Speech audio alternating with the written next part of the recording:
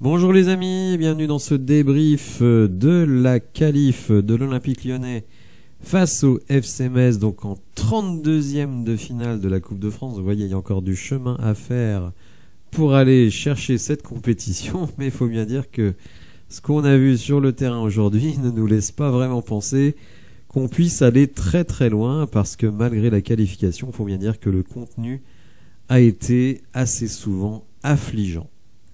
Alors l'équipe de départ était un petit peu différente de celle annoncée, avec notamment la titularisation de Bradley Barcola, qui a avoué au micro de France 3 qu'il a appris ça juste avant le match, donc quand même. Donc ça ressemble quand même à une sanction pour Karl Toko Ekambi.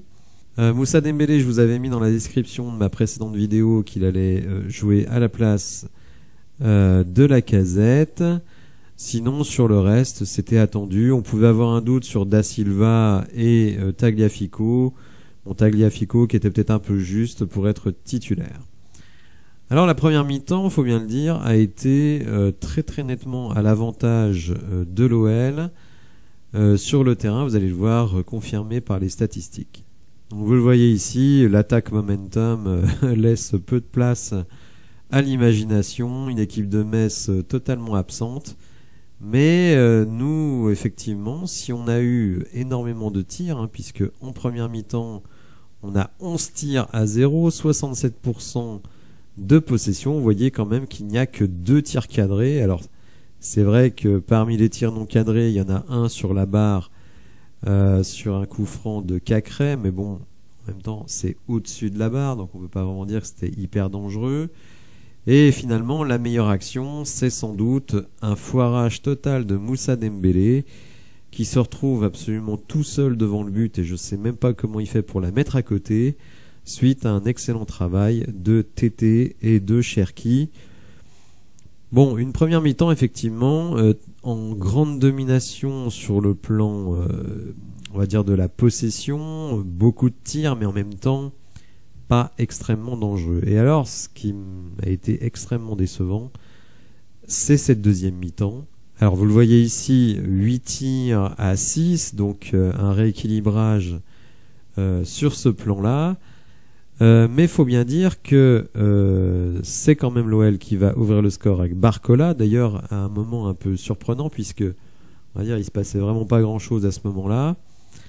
Mais donc ça c'était à la 60e minute de jeu, et 4 minutes plus tard, égalisation de Metz sur un tir vraiment extraordinaire, et notre défense, nos milieux de terrain extrêmement passifs, et finalement un peu plus tard dans le match, on arrive à marquer une deuxième fois sur un corner de Ryan Cherki, tête de Luc Ebas, et cette tête est détournée dans le but, donc un but quand même assez chanceux, parce que si on veut être très honnête, à 1 partout, c'est quand même Metz qui a les meilleures occasions de passer à 2-1.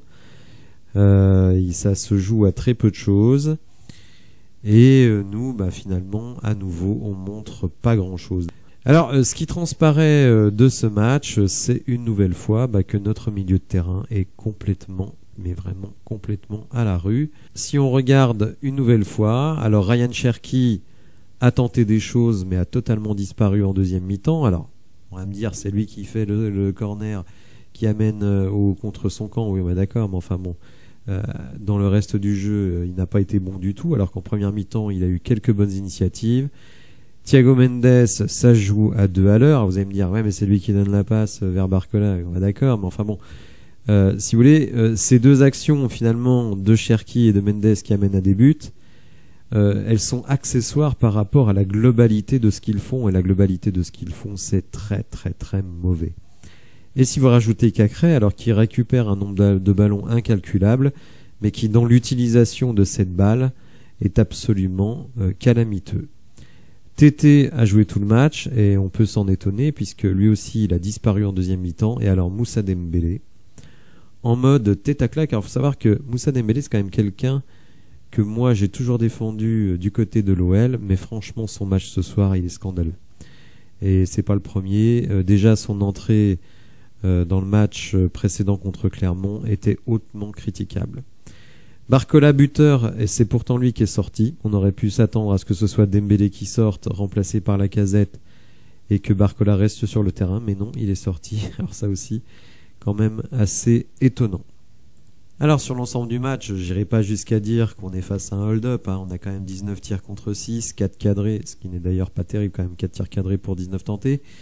Un seul du côté de Metz, mais bon, ça suffit pour mettre un but. Et encore une fois, on se rend compte qu'on n'est pas capable de rendre une clean sheet, hein, c'est-à-dire de ne pas encaisser de but.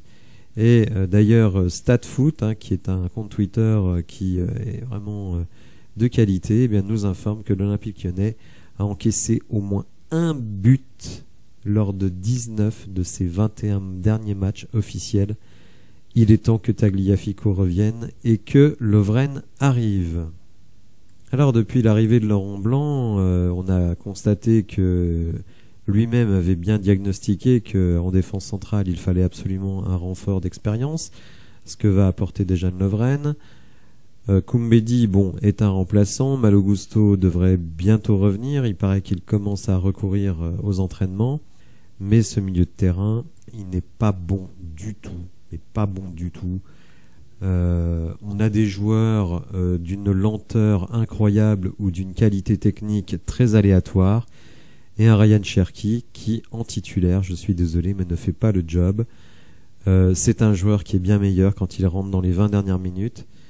Et je crois qu'en titulaire, il faut absolument trouver des solutions. Donc je pense que quand on regarde en plus sur le banc, qu'on a René Delaïde qui n'a même pas joué aujourd'hui. Le Penant, lui, est au placard. Je ne sais pas pourquoi, mais en tout cas, il est au placard.